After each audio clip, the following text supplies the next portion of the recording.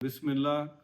ਲਓ ਜੀ, ਛੋਟੇ ਹੁੰਦਿਆਂ ਨਾ ਦੇਖਿਆ ਕਿ ਬਾਰਿਸ਼ਾਂ ਜ਼ਿਆਦਾ ਹੋਣੀਆਂ ਤੇ ਛੱਤਾਂ ਤੇ ਚੜ੍ਹ ਕੇ ਨਾ ਪਿੰਡ ਦੇ ਚਾਰ ਚੁਫੇਰੇ ਤੇ ਜ਼ਾਨਾਂ ਦੇਣੀਆਂ ਤੇ ਬਾਰਿਸ਼ਾਂ ਬੰਦ ਹੋ ਜਾਣੀਆਂ ਤੇ ਅੱਲਾਹ ਤਾਲਾ ਨੂੰ ਮਨਾਉਣ ਵਾਸਤੇ।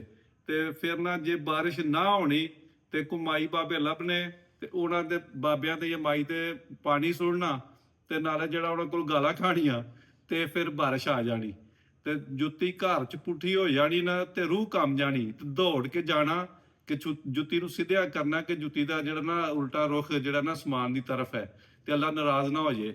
ਦੂਸਰਾ ਹੈ ਨਾ ਜੀ, ਰੋਟੀ ਦਾ ਪੀਸ ਕਿਤੇ ਰਸਤੇ 'ਚ ਮਿਲ ਜਾਣਾ, ਕੋਈ ਟੁਕੜਾ ਮਿਲ ਜਾਣਾ ਤੇ ਉਹਨੂੰ ਚੁੱਕ ਲੈਣਾ, ਚੁੰਮ ਕੇ ਤੇ ਉਹਨੂੰ ਜਿਹੜਾ ਨਾ ਉੱਚੀ ਜਗ੍ਹਾ ਤੇ ਰੱਖ ਦੇਣਾ।